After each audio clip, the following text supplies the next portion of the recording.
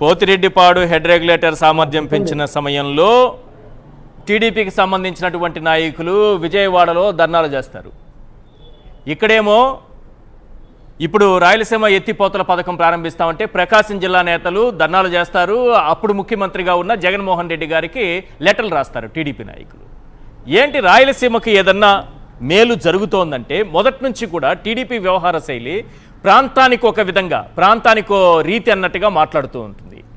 చంద్రబాబు నాయుడికి రాయలసీమ పైన మంచి అభిప్రాయం కానీ, రాయలసీమ బాగుండాలన్న ఆలోచన కానీ ఆయనకు ఉండదు. పైగా వ్యవసాయం పట్లే ఆయనకి అసలు ఏమాత్రం కమిట్మెంట్ ఉండదు.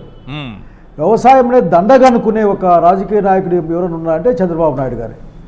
సో దాంట్లో నుంచి ఎప్పుడైనా సరే మనం నీళ్ళు ఇద్దామనుకున్నప్పుడు నీళ్ళు అన్నది రాజశేఖర రెడ్డి గారు కానీ, తదనంతరం జగన్మోహన్ రెడ్డి గారి నీళ్ళ యొక్క వాల్యూ తెలిసిన వాళ్ళు, రాయలసీమ దాహం తెలిసిన వాళ్ళు, కష్టాలు తెలిసిన వాళ్ళు. సో దాన్ని అడ్డుకోవడం కోసం నిరంతరం చంద్రబాబు నాయుడు గారు దాన్ని చేస్తారు. ఎందుకంటే నాకు బాగా గుర్తుంది, మన హంద్రినివా కూడా 40 టీఎంసీలతో మొదలైతే దాన్ని 5 టీఎంసీల తాగునీటి పథకంగా మార్చి 2 చోట్ల రాళ్ళేసిపోయిన చంద్రబాబు నాయుడు గారు గుర్తుకొస్తా ఉన్నారు నాకు. కాబట్టి నేను చెప్పాను, చంద్రబాబు నాయుడు గారికి ఎటువంటి ప్రేమ రాయలసీమ పట్ల లేదు. ప్రేమే ఉంటే ఈ రాయలసీమ గురించి ఆలోచించి ఉండేవాడు, ఈ రాయలసీమకి ఏమైనా చేసి ఉండేవాడు. ఈ రోజు కూడా నేను చెప్పే మాట ఒక్కటే, అతను ఎప్పుడు అధికారంలోకి వచ్చినా రాయలసీమకు అన్యాయం జరుగుతూనే ఉంటుంది. అతనికి కావాల్సిన వాళ్ళకి రాయలసీమ భూములపైన కన్ను తప్ప రాయలసీమ ఉత్తరాంధ్ర భూములపైన అతనికి సపరేట్ ప్రేమ అంటూ ఏమీ ఉండదు. మా బ్యాంకులు పోయినాయి, మా హైకోర్టు పోయింది, మా హాస్పిటల్ ఎయిమ్స్ పోయింది, మా భూములు పోయినాయి, మా నీళ్లు పోయినా అడిగేవాళ్ళు లేడు ఆఖరికి మాటలు. ఈరోజు చూడండి, ఇంత రాద్ధాంతం జరుగుతుంటే, ఇంత గొడవ జరుగుతుంటే కనీసం దీని గురించి ఒక్క మాట కూడా మాట్లాడకుండా పోవడం అంటే రాయలసీమ ప్రజల్ని అవమానించడం కాదా అని అడుగుతా ఉన్నాం. చాలా వెయిట్ చేస్తూ ఉన్నాం, ఏం మాట్లాడు చంద్రబాబు నాయుడు. పైగా మార్నింగ్ నుంచి 90% పనులు పూర్తి, ముఖ్యంగా అనంతపురం జిల్లా వాళ్ళ వీళ్ళ కోసం విపరీతంగా ఎదురు చూస్తూ ఉంటాం. మాకు 2 ఏళ్ళకు పంట పడినా చాలే అనుకునే ఒక వాళ్ళం మేము. కాబట్టి చంద్రబాబు నాయుడు గారు చెప్పే మాటలు అబద్ధమని తేయాలన్నా తెలుగుదేశం పార్టీలో ఉన్న వాళ్ళు చెప్తా ఉన్నారు, మీరు పోయి చూసిరండి, ఊరకనే అదేదో తలూపుకుంటూ కూర్చోబాకండి, ఆడికి పోతే అర్థమవుతుంది. ముఖ్యంగా రాయలసీమలో ఉన్న వాళ్ళ తెలుగుదేశం పార్టీ ప్రజలను కోరుతా ఉన్నా, మీరేందో మీ నాయకుడిని కీర్తించుకుంటూ భగీరథుడు అతను ఇతను పొడుకునే మాట మానేసి ముందు రాయలసీమ ప్రజల కోసం మీరు ఆలోచించమని కోరుతా ఉన్నా. పోయి చూసిరండి, పోయి ఇక్కడున్న అందరూ తెలుగుదేశం పార్టీ నాయకులు, అట్లాగే రాష్ట్రం మొత్తం తెలుగుదేశం పార్టీ నాయకులు ప్రత్యేకించి విషయం తెలుసుకోకుండా మాట్లాడే ఆ మంత్రి గారు అందరికి పోయి చూసొస్తే అర్థమవుతుంది 90% పనులు పూర్తయినాయని. మీరు చంద్రబాబు నాయుడిని మీరు నిలదీయమనో చొక్కా పట్టుకోమని నేను చెప్పను, కానీ మీ పార్టీ మీటింగ్లో గట్టిగా మాట్లాడండి, రాయలసీమకి పని చేయాలని చెప్పండి. మీకు ఏమాత్రం చిత్తశుద్ధి ఉన్నా 1-2 రోజుల్లో చంద్రబాబు నాయుడు గారు ప్రకటించాలి, ఇదిగో రాయలసీమ ఎత్తిపోతల పథకాన్ని జగన్ 90% పూర్తి చేశాడు, ఇంకా 10% నేను పూర్తి చేస్తానని చెప్పేసి ఆయన ప్రకటించాలి. రేవంత్ రెడ్డి అబద్ధం నేను ఒప్పుకోవాలని చెప్పాలి. చివరికి మా భవిష్యత్తును కూడా తాకట్టు పెట్టే విధంగా, రాయలసీమ భవిష్యత్తును కూడా పరంగా పెట్టి మాట్లాడుతుండడం మాత్రం సహించిన విధంగా ఉంది. నేను అట్లాగే రాయలసీమలో ఉన్న ప్రతి ఒక్కరిని కోరుతా ఉన్నా, నిజంగా మనం ఎంత కష్టాల్లో ఉన్నా మీకు అర్థం కావట్లే. వీళ్ళు మనలో ఎమోషన్స్ రెచ్చగొట్టి మన ప్రాంతాన్ని ఇట్టడునా ముంచే ప్రయత్నం చంద్రబాబు నాయుడు గారు చేస్తూ ఉన్నారు. కేవలం డబ్బులు దాంట్లోంచి సంపాదించుకునే మార్గం తప్ప నాకేమి అది లైనింగ్ ఆఫ్ హెచ్ఎన్ఎస్ఎస్ ఉంది, దాంట్లో చాలా డబ్బులు అన్యాయం అయిపోయాయని మాట్లాడుకుంటూ ఉంటారు. సో రాయలసీమలో ప్రాజెక్టులు డబ్బుల కోసం జరిగే కార్యక్రమాన్ని ప్రజలు మాట్లాడతారు, మనం కూడా చెప్పుకోవాల్సిన అవసరం ఉంది. కనుక ప్రజల్ని కోరుతా ఉన్నా నేను, దయచేసి మనం అప్రమత్తంగా ఉండాలి.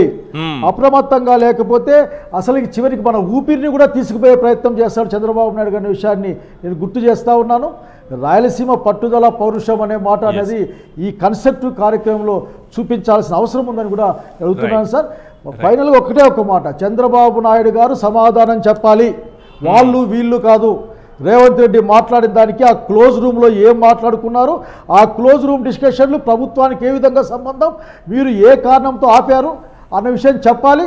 తక్షణం సర్దిద్దుకునేందుకోసం రాయలసీమ ప్రజలకు క్షమాపణ చెప్తూనే జగన్మోహన్ రెడ్డి గారు మొదలుపెట్టిన కార్యక్రమాన్ని ఇంకా 10% 12% మిగిలింది, దాన్ని పూర్తి చేస్తాను అని ప్రకటిస్తే తప్ప ఈ రాష్ట్రంలో ఉన్న ప్రజలు కానీ, ముఖ్యంగా రాయలసీమ వాళ్ళు కానీ ఈ చంద్రబాబు నాయుడు గారిని నమ్మే పరిస్థితి లేని విషయం స్పష్టంగా చెప్పాలనుకుంటున్నాను సార్. ఎస్, పురుషోత్తం రెడ్డి గారు, ఫైనల్గా ఒక మాట చెప్పండి.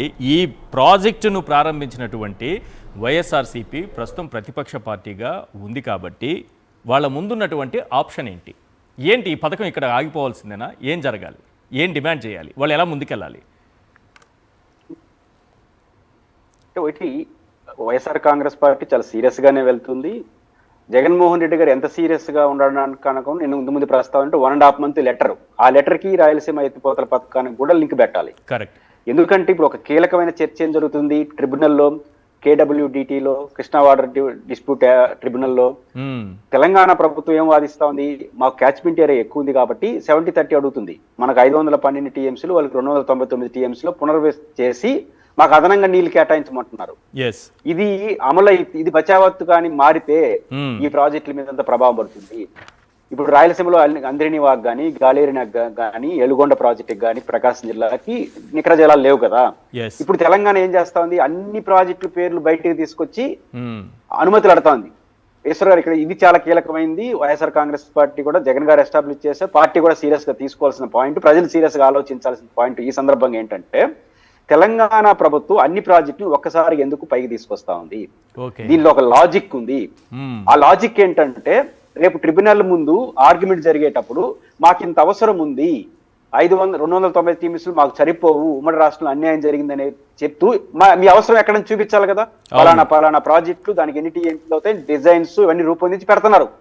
రేపు ఆర్గ్యుమెంట్ బలం చేకూరుస్తుంది. ఇప్పుడు ఆంధ్రప్రదేశ్ ప్రభుత్వం దానికి కౌంటర్ ఆర్గ్యుమెంట్ ఏం చేయాలి, 512 TMCలో రేపు పోలవరం పూర్తయినా కూడా మాకు ఎలుగొండ ఉంది, గాలేరు నగరి ఉంది, విభజన చట్టంలో ఉమ్మడి రాష్ట్ర ప్రయోజనాలకు అనుగుణంగా కట్టాలని ఉంది కాబట్టి వాటికి రాయలసీమ ఎత్తిపోతల పథకంగా తీసుకునే ఒక వెసులుబాటు ఉంది, గుండ్రేవల పూర్తి చేయాలి, రాయలసీమలో ప్రాజెక్టులు అయితే తెలంగాణ అక్రమం ఉంటుంది అవన్నీ కుదరదు అని మనం కూడా DPL రెడీ చేసి దాన్ని మూవ్ చేస్తే రేపు ఆర్గ్యుమెంట్ కి ఎవిడెన్స్ అవుతుంది.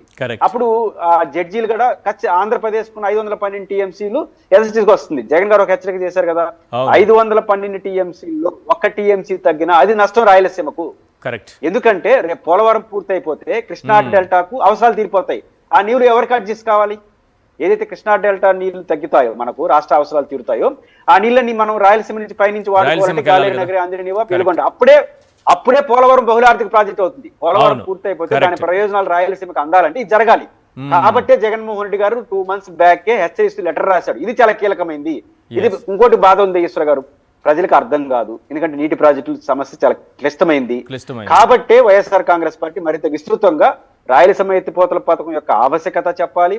2, జగన్ గారు 2 నెలల క్రితం రాసిన లెటర్ ని ఏదైతే తెలంగాణ ఆర్గ్యుమెంట్ చేస్తుందో దాన్ని అడ్డుకోకపోతే 1 TMC కోల్పోయినా దాని ప్రభావం రాయలసీమ ప్రాజెక్టు మీద ఉత్తరత్రా ఉంటుంది. కాబట్టి ఈ 2 అంశాలని ప్రజల్లోకి వెళ్ళాలి, అవసరమైతే ప్రైవేట్ గా కోర్టులకు కూడా వెళ్ళాలి. Right. Thank you sir. Purushottam Reddy గారు చర్చలో పాల్గొన్నందుకు. మధుసూదన్ రెడ్డి గారు థ్యాంక్ యూ అండి. సాకే శైలజానాథ్ గారు ప్రత్యేకంగా ధన్యవాదాలు సార్, ఇవాళ చర్చలో మీరు జాయిన్ అయినందుకు.